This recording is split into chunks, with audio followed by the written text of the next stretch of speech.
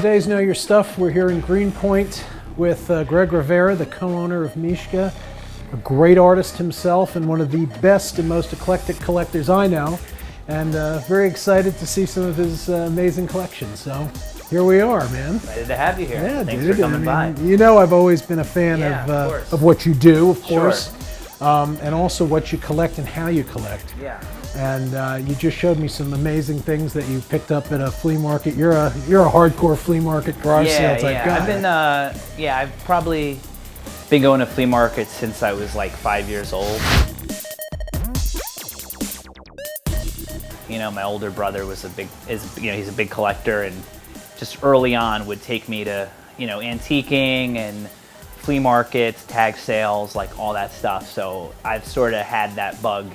And I can see from your collection now you're transitioning into collecting art now as well. Yeah, recently I've just been buying a lot more art, a lot more paintings and prints and, you know, collages and just different things by different artists, just because I feel like that's just been more of my taste lately. So what are some of your favorite pieces in here? The guys in the back, the Psycho Apes, I mean, that's something that we created. This edition is actually hand painted by Shigeru, who does like the Nag doll, which is this super, as you know, like expensive, exclusive, Japanese vinyl toy. That's magnificent. Yes, this is a version that he did, and then, you know, the hair and everything. God.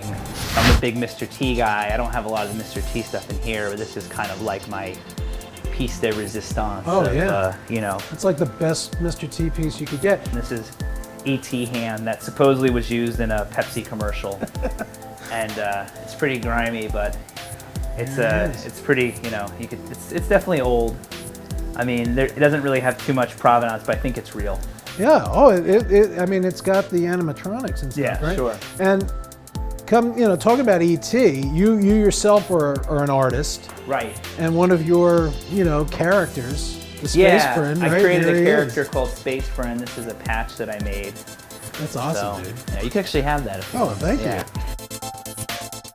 You know, it's so cool to meet a young guy who's done this his whole life, and now, you're a successful guy, and you're able to kind of enjoy this collection, I think, and collecting in general, which I think is just so cool, and you travel all over the world, and you're able to do that all over the world. My goal now is to I want to enjoy stuff. I don't want to put stuff away, and I either want to put it out and enjoy it, or I'd like to sell it or trade it or do stuff with it, because I just feel like there's so much, some people are so, get into the idea of putting things in storage lockers or boxes, and, it becomes overwhelming, and really a lot of this stuff is not only the joy that it brings you, but the joy that it brings other people that see it. Do you have anything like on the horizon that you really eventually want to attain, anything in particular? I don't think there's ever one thing, because I think it's like, there's been things that I've been searching for, and then I get them, and then like once you get it, you're like, it's almost that high of like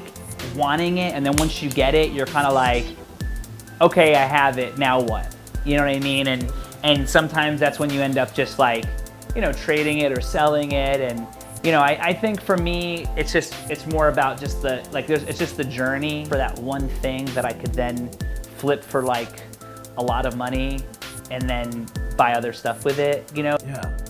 That's very, very true. And well, I mean, it's such a pleasure to speak with someone who has such a a deep knowledge of collecting, and is such a great collector himself. Thanks, man. And I really appreciate letting us kind of come in here and poke around. Cool, man. Awesome, dude. Awesome. Thanks, man. Yeah.